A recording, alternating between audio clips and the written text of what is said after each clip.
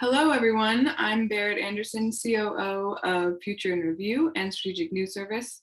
Welcome back to the SNS podcast. I'm here again today with Mark Anderson, who is the CEO of Strategic News Service and Chair of Future in Review.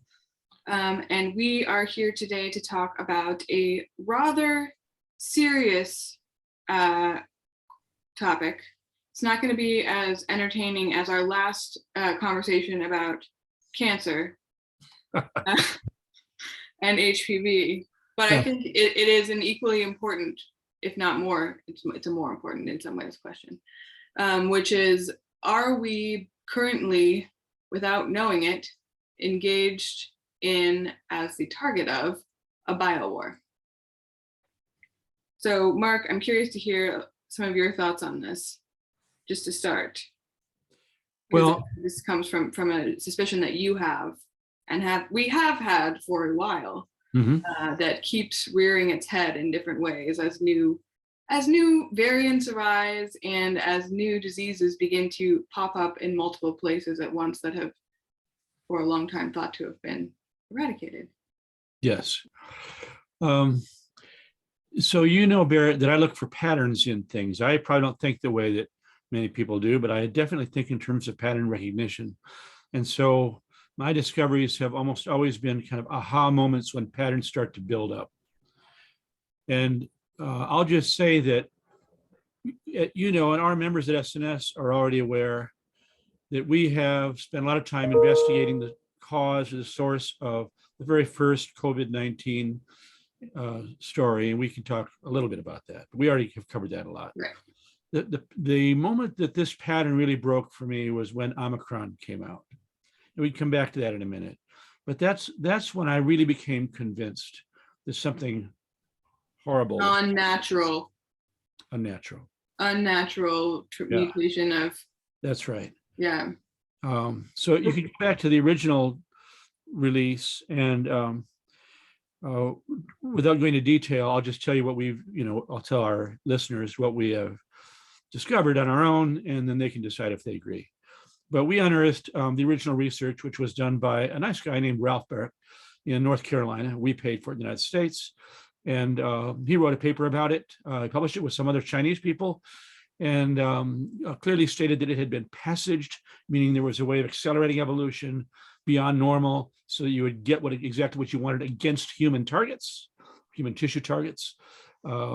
Focused on doing that, and then expressed grave concerns about the safety of that kind of research and stopped doing it. Right. At which point it was exported to a lab in Wuhan for further study. Laboratory. Yes. That's right. And I went there, and we continued to pay them there. They ran that lab, which was supposed to be a biological safety 4 level, as a biological safety 2 level was kind of like your dentist office. So from the very beginning, it was fraught. Regardless of how it was released from the laboratory, and I'll say for myself, 99.9% absolutely sure that's where it came from. Either there or the CDC lab a bit down the street, but not from a wet market. So whether it was an accident or not, there now is, I would say, no possible explanation for China's subsequent damage to the world after the release, other than to say they treated it as a weapon. And by that, I mean, and I'm not limited in what I'm meaning to, things like allowing 40,000 Chinese to go out to the world from that region, even though they were locked down at home. Not allowing doctors to talk about it who knew about it. Right. Some of them have been disappeared since that time. Completely cleaning out the lab of all things. There's nothing there now, nothing to investigate. Their complete abrogation of the WHO procedures in an embarrassingly not transparent way, so that they were essentially bullying them into not investigating. Yeah. And on and on. All these things led to massive deaths in America and worldwide.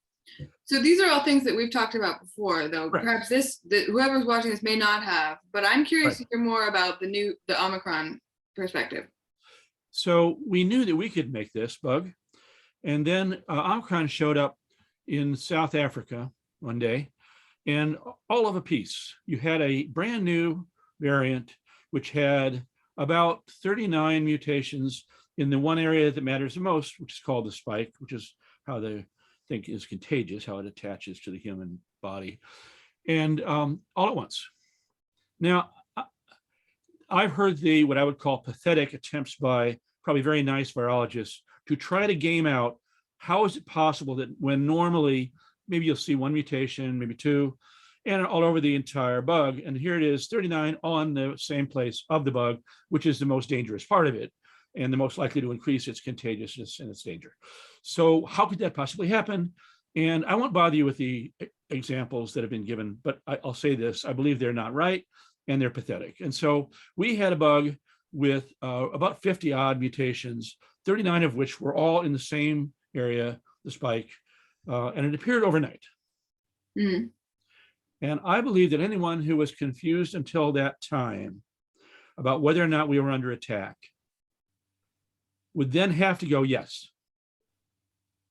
The appearance of a separate variant, obviously engineered, in my opinion, solved the question of if you were in some way doubtful for any reason at all that you were under attack, when this thing appeared, no, it wasn't stuck in the Congo in an HIV person. It was really engineered, I believe, very tightly engineered and released all at once in South Africa. Okay, so let's say that's true. Mm-hmm. Who was responsible in your mind? Who do you think is most likely to have been responsible? Clearly, we can't know for sure. China. It has to be China. U.S. or China. It had to be China. So no one else had it, as far as I know. So what you have to ask is how many of these things were on the shelf at Wuhan Virology Laboratory, because they had years to work on these things from 2015 until now. And how many of them did they make? Mm-hmm. What varieties, what passaging was done to them, how many mutations were accelerated, and where are they now? How many more are sitting on a shelf in some other place that hasn't been completely cleansed and destroyed of any evidence? So we don't know. But the next thing you might expect, of course, would be, is there another wave? Is there another one? Now, I'll say it again, when you see just a single mutation or two mutations, there is a natural genetic variation and ebb and flow, which we expect. Right. Fine. There'll be a lot of variants for a long time. As you know, the United States is saying this week we've lost over 1 million dead. That's more than all the people ever lost in all the pandemics in this country and all the wars. Mm-hmm. Pretty effective. Pretty successful. Very successful. You're thinking about it as a warfare effort, quite successful. Yeah, with no blowback. So here's the one thing that I don't know. So I think this is a question that I hear a lot from people. Like, why would China release all of this biowarfare without having their own vaccine, and especially when their own vaccine doesn't work and they're not even giving it to their own people? So this is something that I've written about. Again, members will probably have heard this already, but non-members no. One of the patterns that I find most chilling, let's say you're Xi Jinping, and for the moment, let's say that you're actually an honest, kind person and you're not trying to kill everybody else in the world except in China. How could you possibly defend a zero COVID policy as the only country left doing that, almost, except for North Korea, your puppet state, and with 1.4 billion people? I mean, if you're Indiana, that might be possible, but with 1.4 billion people, how could you possibly adopt a zero COVID policy, knowing that it fails? Their GDP is now down from 6 or 7 to 2. It's totally destroyed the economy. Everyone's locked up. People have been locked up for months. There's no answer here. They know that if they open up, they'll get it again. How did you pick that particularly failed policy if you really were innocent? And the problem I've got with this is, if it came out of your lab, G, and it did, if you're running BS2 instead of BS4, oh, you were, whether or not it was accidental or not, you used it as a weapon. Yes, you did. And now you're not vaccinating your own people and you're not even letting them get it. It's a zero policy. The only thing that I get out of this is your team, the Chinese team, is most likely to have known much more about that darn bug than anybody in the world because they made it. And they're not beyond testing it on people, in my humble opinion. So they may have. And if they did, they would know all about long COVID. And we don't. Mm-hmm. And I think, and I have no evidence of this, because there's no way to have evidence of this other than people who attended a meeting someday, a year ago in Beijing or something. But it seems to me that it's likely that because long COVID is so dangerous, persistent, and unknown, I mean, it literally could be that the rest of the world will get it and never get over it if they have it. Right. It's a very dangerous thing. So you picked zero COVID policy. That action, but in my estimation, was part of the pattern of criminality and weaponry. At least wait, hold on. So let me make sure I am understanding this correctly. You think that because this is a theory. Mm-hmm. This is a theory. But your working theory is that because if China had tested COVID on human subjects Mm-hmm. before its release, Mm-hmm. and they knew that it causes COVID. blood clots, lung clots, everything, a million different side effects. Every organ in the body is affected. Your organs fail, your liver fails. Mm-hmm. So they decided just to try to keep as many people as possible from getting it inside, rather than letting them get vaccinated. Correct. Because they knew that the vaccine might have an impact as well. Right. That's right. Yep. I wouldn't go so far as to say the last thing you said, because I don't know what they were thinking, but I believe that even if they had a perfect vaccine that was 100% successful, not everyone would get vaccinated properly. And so there would still be people getting it. Mm-hmm. And they don't want to have anyone getting it. Okay. So there you go. And at that point, you have one more question, which I think you were asking earlier, which is, what would you expect next if this was actually a military conflict run as a bioweapon conflict? And as you know, everyone knows, Xi had just finished pledging his fealty to Russia before the Russia and Ukraine attack. Mm-hmm. Forever. I think the words were forever, new friends. And I'm sure he in some ways regrets it now, but it's too late. And so he hasn't taken it back, though. He hasn't taken it back. And is it possible that this, so here's what you would expect if you thought you were under attack. One way you would know is you would have a weird virus show up, a new one, in multiple locations simultaneously where it had never appeared before. Mm-hmm. And this is, of course, the story of monkeypox. Right. And when you look into it, it's likely, it has been testified by someone who was a scientist earlier in Russia in bioweaponry, that the Russians had identified that particular disease as one of 3 or 4 candidates, aside from smallpox, to be used in biowarfare. And that same person later testified about 10 years later that after the treaty with the US, it said no more bioweapons, they continued to culture monkeypox. I don't know if that person is telling the truth, but add one more data point. So is it possible that Russia's way of responding to our helping Ukraine, having watched China succeed so well with bioweapons, is to release one of their own? Right now, there are 12 different countries that have never had monkeypox, and no one can figure out how or why they've got it, because they're often not from people traveling to the 1 or 2 places where you'd expect it in Africa. Right. And I think 92 cases so far. So I think this raises, in my mind, a different, bigger picture question, which is, I wrote in during the Olympics, basically, mm-hmm. about how the Olympics had become a PR spectacle for dictatorship and authoritarian regimes. Right. And if you were Xi Jinping and Putin working closely together to build a global empire, which they were and they are, as they announced at those games, it would be very smart to, what you've seen is over the last, I also wrote earlier about China hoarding resources over the last year, mm-hmm. 2 years. Mm-hmm. So they have hoarded massive amounts of lithium, food resources, rare earth metals, all the things that they don't naturally have. They have told their citizens to go stock up on food. They've warned them ahead of time that food shortages could be an issue. My sense is going into the Olympics, I mean, Xi Jinping was not surprised that Putin invaded Ukraine, right? He clearly would have known about that. The word was that Putin agreed to hold off until after the Olympics.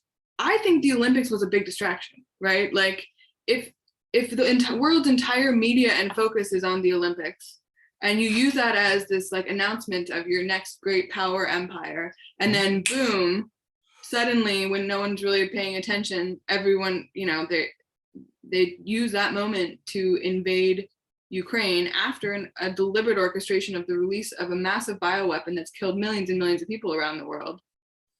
It kind of makes sense, like it would be a natural progression of an act of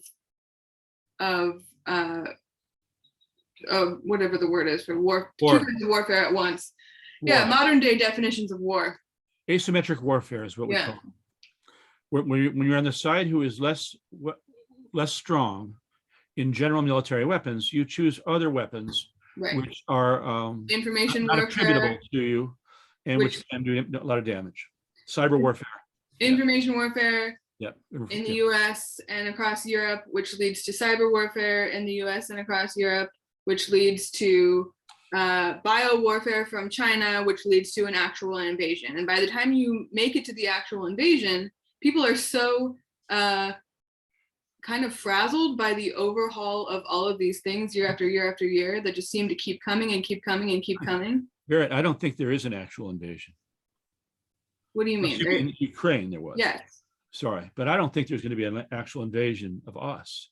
I think that the whole game for these two guys on a larger scale, forget Ukraine, is they win without having to have a fight. That's the ultimate goal of Sun Tzu and the Art of War. The ultimate goal of this kind of asymmetric warfare is you never had to fight. You destroy their economy so badly that you just win, which is the whole point of war anyway, really. And so you get the fruits of war, which is economic domination of the world, without having to fire a shot. Right. Yeah. Okay. Except in this case, they have fired shots. Russia. Well, in Ukraine. Yeah. That's Russia. That wouldn't be China's plan. No. Yeah. They are different after all. Now, we just got an estimate, the WHO was essentially co-opted by China right at the beginning of the spread. They said stupid things that China was telling them to say that were wrong. Yeah. And then during the investigation, they said stupid things that China told them to say that were wrong. And they finally got a spine. I don't know what happened, but they did. And they just announced last week a new count of what they call excess deaths from COVID worldwide. 15 million. 15 million people died so far. We're not done. So at some point, if we're on the right track here, the question has to be asked, what do you do? What do you do? What do you do? Let's say you're Biden or you're Boris or you're somebody sitting in your 10 Downing or you're at the Oval Office and you've got all your generals sitting around. They say, well, we have proof now. We're completely sure that this was a bioweapon attack. And then it's a little quiet in the room, and then the president says, so what do we do? And then it gets very, very, very quiet. Right. What do you do? And I'm going to suggest something, which is in this new era of information warfare and cyber warfare and bioweaponry, all these asymmetric attacks by people who are generally inferior militarily, but want to have a war with you economically, you will have to have a secret war, probably. You're not going to fire a nuclear weapon at Beijing. Not going to happen. What are you going to do? They just killed 1 million people. If they killed 1 million people by dropping a bomb on New York, what would you do? You'd wipe out Beijing. Yeah. Well, now what do you do? Not done yet. It might be 5 million when they're done. So you have to have a secret response, just as secret as theirs was.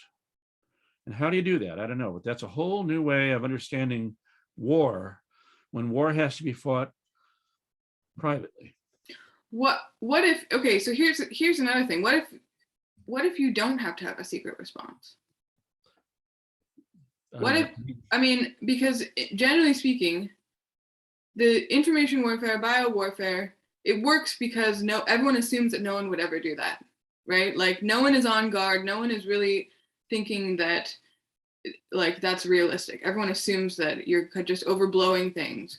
But if you actually knew that that was true and you had evidence to that effect, it would be most intelligent to blast that information from the rooftops. I think the only reason the US isn't doing that so far is because of their involvement. But then they'll just argue with you.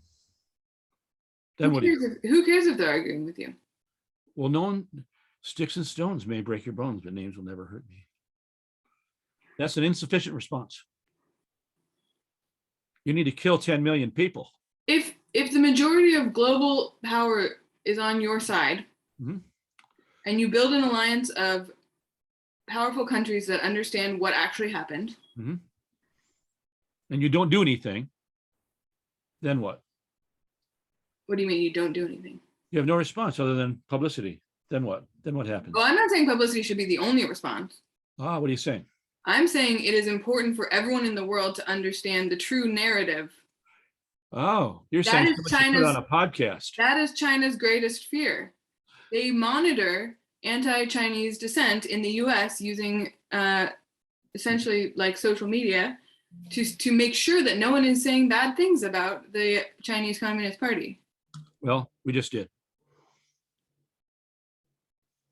Now, let's underline this disclosure thing because we don't know. All I'm saying is the patterns at this point are almost irrefutable. Right. We don't know anything for a fact, and that's not what we do. We don't do that. We're not cops. We're not taking this to a courtroom. Our job and how we do make predictions and how we do attribution is we find patterns. And what we're talking about today are patterns that seem to have become almost irrefutable. Usually speaking, when things are too weird to be coincidence, they're not coincidence. Right. And therefore, I think it is the official SNS position that the US government should consider investigating this supposed coincidence. So I hope that they already are. I hope that they've already realized this. But one reason I wanted to do this as a subject was in case they are not. Right. My worry is that you don't really see a serious conversation about this. I haven't in the media or in public. And yet 15 million people are dead. Well, Mark, let's be fair. Johnny Depp and Amber Heard have been, having this trial thing. I don't know if you've heard about it. Really important news.